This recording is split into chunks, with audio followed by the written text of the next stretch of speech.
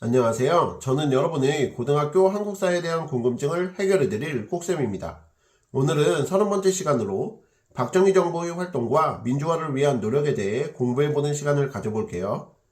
박정희 정부는 군사정권의 정당성을 확보하고 경제발전 자금을 마련하고자 하는 배경 속에서 미국의 한일 국교 정상화 요구, 일본과 국교 정상화 회담 추진, 일본의 식민 지배에 대한 사과와 배상 외면, 굴욕적인 외교를 반대하고 친일 정권 퇴진 요구를 주장하며 학생들과 시민이 일으킨 시위로 대학가를 중심으로 확산되었던 6.3 시위, 휴교령과 비상계엄령 선포, 군대를 동원한 시민 탄압, 1965년 한일 협정 체결의 과정을 거치며 한일 국교 정상화를 위한 활동을 해 나갔는데, 이로 인해 경제개발에 필요한 자금 확보, 징병 및 징용 피해자에 대한 보상과 약탈 문화재 반환 등이 일부 실현되었지만 식민지배에 대한 사과와 일본군 위안부, 원폭 피해자 등에 대한 보상 문제, 독도 문제는 해결되지 못하였습니다. 또한 박정희 정부는 베트남 전쟁이 확대되며 미국이 국군부대 파병을 요청하자 베트남에 의료진과 교관 등을 파견하고 1964년부터 1973년까지 비전투부대와 전투부대를 파병, 이를 바탕으로 브라운 각서를 체결하며 미국으로부터 국군의 전력 증강과 경제개발을 위한 차관을 확보하게 됩니다.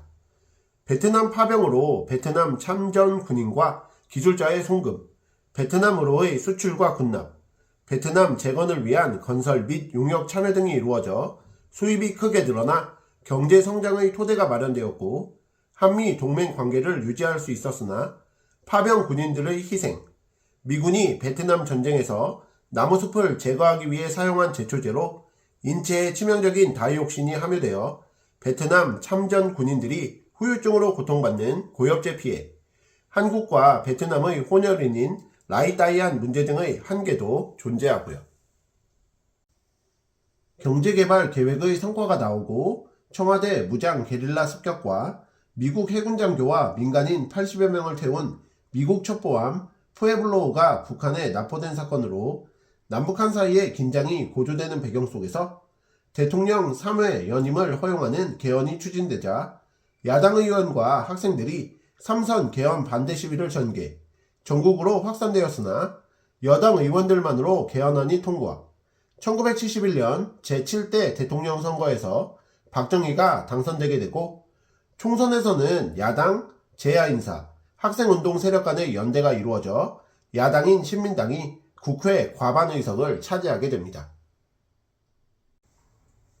방금 말씀드린 것 같이 삼성개헌이 통과되고 1969년 미국 대통령 닉슨이 발표한 아시아 외교 정책으로 미국이 베트남 전쟁과 같은 군사적 개입을 피하고 강대국의 핵 위협을 제외한 아시아 각국의 내란에 개입하지 않으며 아시아 각국의 자주적 행동을 측면 지원한다고 선언한 닉슨 독트린 등 냉전체제의 완화, 미국이 북한과의 관계 개선 요구, 1972년 남북한 당국 사이에 체결된 최초의 합의로 자주, 평화, 민족적 대단결이라는 통일의 3대 원칙을 천명한 7.4 남북 공동성명 발표, 장기 집권과 경기 침체에 대한 국민의 불만이 고조되던 중 박정희 정부는 1972년 10월 유신을 단행하고 통일주체 국민회의에서 토론 없이 무기명 투표로 대통령을 선출하는 간선제, 대통령 임기 6년, 중임 제한 철폐, 대통령에게 국회의원 3분의 1 추천권과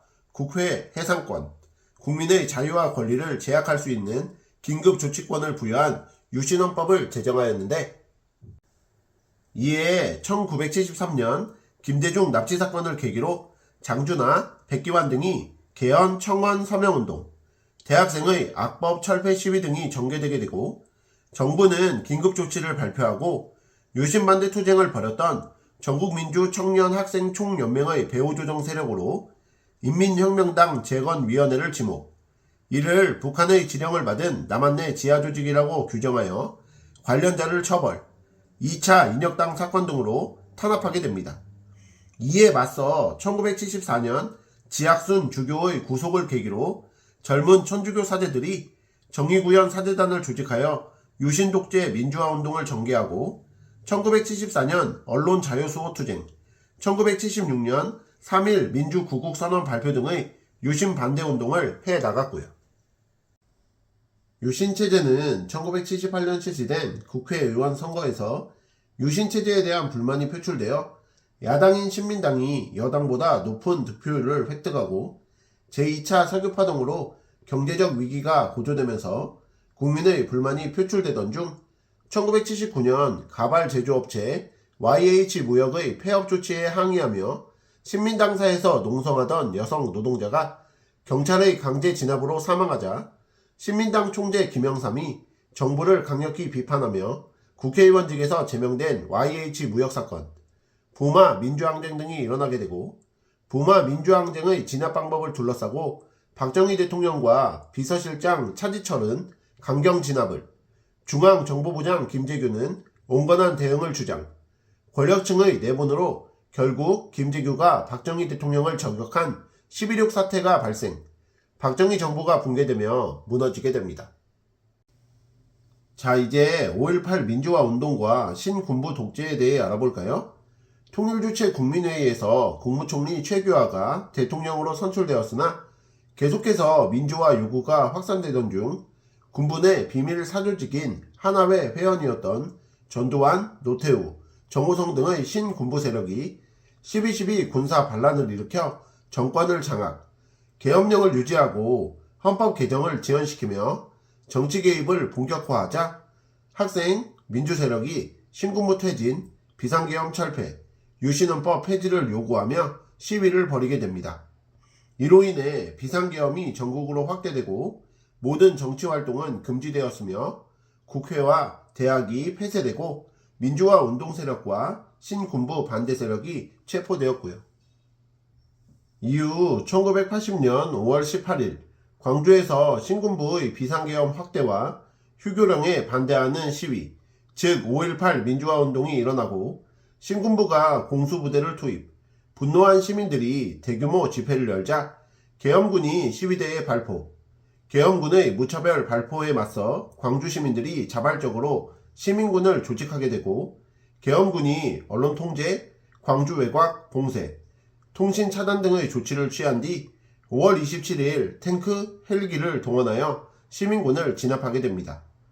5.18 민주화 운동은 신군부의 불법적 정권 탈취에 맞선 민주화 운동으로 1980년대 민주화 운동의 토대가 되어 필리핀, 타이완 등 아시아 국가들의 민주화 운동에 영향을 주었다는 의의가 있고요.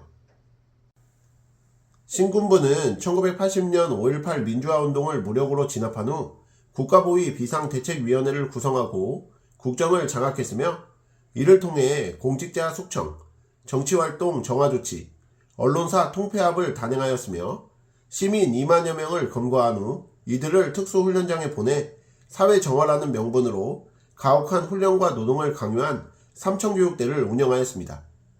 통일주체 국민회의에서 전두환이 대통령으로 선출된 후 7년 단임의 대통령 간접선거제 개헌을 통해 1981년 다시 대통령에 선출되며 성립된 전두환 정부는 야간 통행금지 폐지, 교복 자율화, 프로야구단 창단 등의 유화정책을 시행하면서도 언론 통폐합, 국가보안법과 고문 등으로 민주화운동 탄압, 북한이 금강산 댐에서 200억 톤의 물을 방류하면 서울 시가지가 물에 잠긴다고 공포감을 조성, 정부에 대한 비판 여론을 잠재우기 위해 과장 날조한 금강산 댐 사건 조작 등의 강압 정치를 펴나갔고요.